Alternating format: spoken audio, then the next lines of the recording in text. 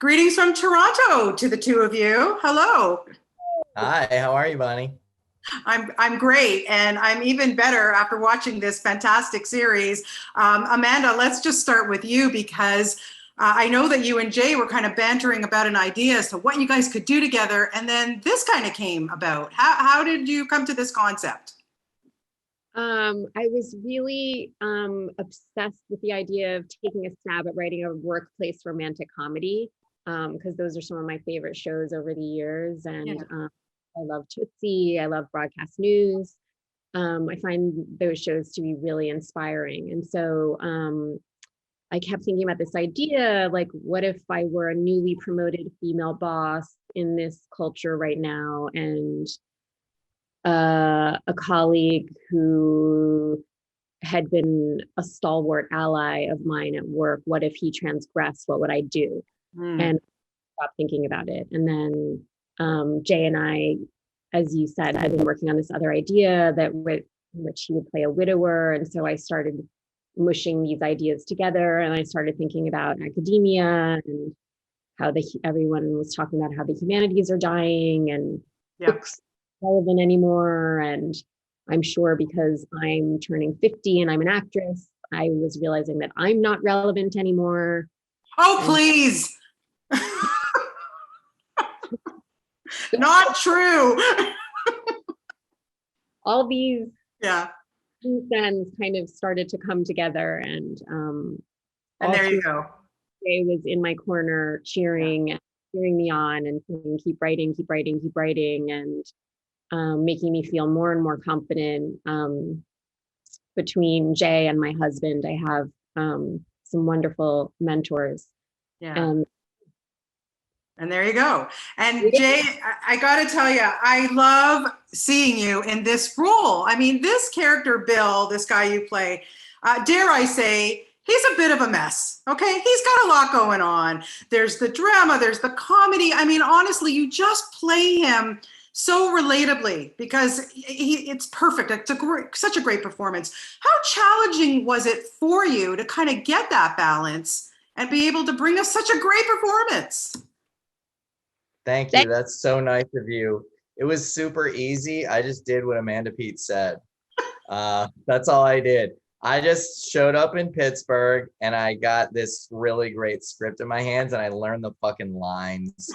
And then I went into scenes with the great Sandra Oh and the great Holland Taylor and the great Bob Balaban and David Morse is Right? just Yeah. another guy in our TV show. I mean, honestly, it was super easy. I mean, look, the work. What? I think it was really weird for all of us when David Morse said yes.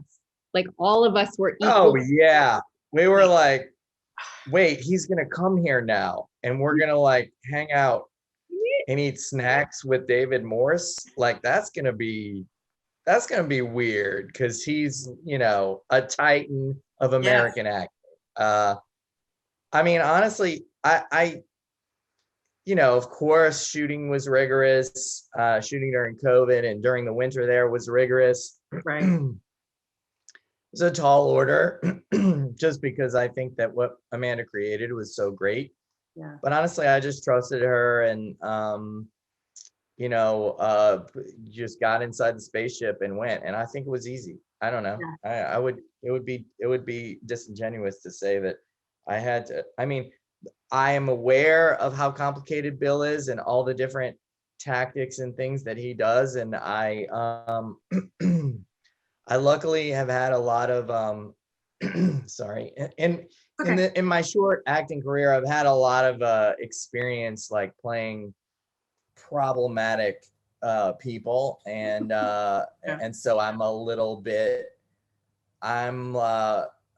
I don't know. I'm not that risk averse. Is that the way to say it? You That know what I makes mean? sense. Like Yeah. I'm willing to go there, but especially I think the world of Amanda. I think she's a fucking incredible artist, and I was just ready to jump off a cliff with her. Well, you made it look effortless. And Amanda, I got to ask, I mean, writing this and then presenting it to Sandra Oh, our great Canadian gal, who is, again, brilliant in this role. Man, like she just makes it look effortless.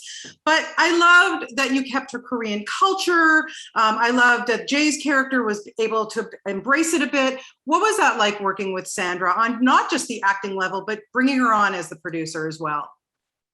I think it was really critical to have her be an executive producer, and obviously I'm a white woman and I wrote the part for her. I wrote the part for her because I feel like I couldn't think of anyone else who could do a pratfall and also read as someone with a PhD in literature.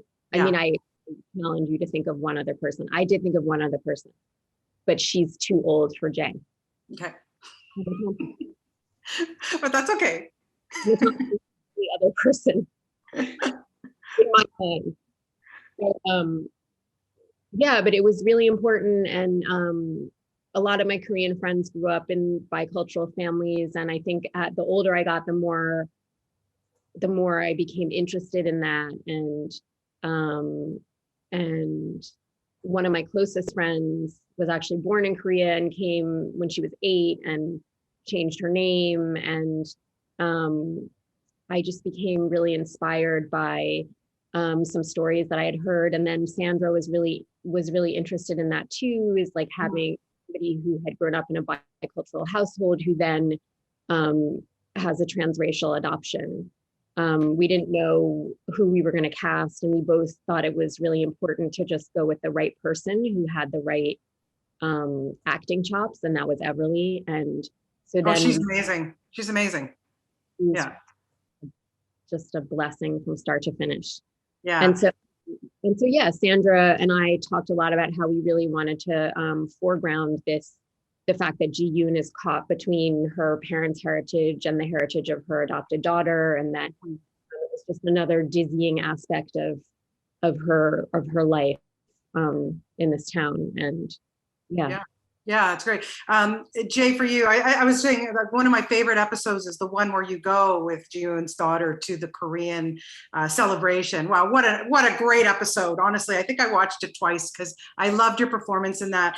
But going back to the academia, why do you think, we're all kind of living through this. This is something that we don't really see on TV or in film. Why do you think academics or university settings make great fodder for comedy? I mean, my son is a teacher right now, and he's going through this right now with the older teachers who are kind of stuck in their ways. And then we see, your character who's kind of teetering. I just think it's a great idea for a series. Because I think it's fucking hilarious to watch brilliant people be dumbasses. I really do. The first draft that Amanda showed me of this, my response was like, it's like highfalutin Temptation Island, where you have like the smartest people in the world acting like desperate people who are terrified of getting eliminated from the island or whatever it is. And I think what's so well observed about it and brilliant on Amanda's part is that it's all true. It's absolutely true. All my friends who are professors are like, it is absolutely, you're witnessing people whose intellect goes beyond what most people can even conceive because of where they live and how deep they go with it, act like petulant teenagers and stab each other in the back. And and I think it's great. And I think, I don't know, I feel like Amanda and I have probably talked about this stuff too, but just this idea that just because you're smart or aware doesn't mean you escape life's problems. Yes. And I think it just makes it all the funnier. The stronger someone is and the smarter they are, the harder they fall. And I think it's fun and it's funny. It's just a joy to be a part of. Yeah, it worked so well. Yeah, like I said, Amanda, thank you for creating this. Thank you for being in it. Amanda, why didn't you give yourself a role? Why didn't you give yourself something? I would have liked to have seen you as one of the teachers, I think. That's what happens whenever I start writing for myself. Like whenever I start to, okay, I'm going to give myself a thing. All of a sudden she has like a Polish accent, and then she has an English accent, and then she's like in a corset, and then she's like doing heroin and crying. And like, I can't, I I want to prove something to all the people who rejected me as an actress over when I try to write for myself. It's like I'm writing one long audition for all the people who rejected me. Well, you know what? Screw them. That's all I have to say. Congratulations, you guys. So great. And I got to wrap it. Jay, thank you for Room 104, you and your brother. I swear to God, it's one of my favorite shows. I hope we'll get some more of those. Please bring us some more. Okay? All right, we're trying. Okay. Thanks, guys. Thanks for your time. Okay. Thank you. Bye-bye.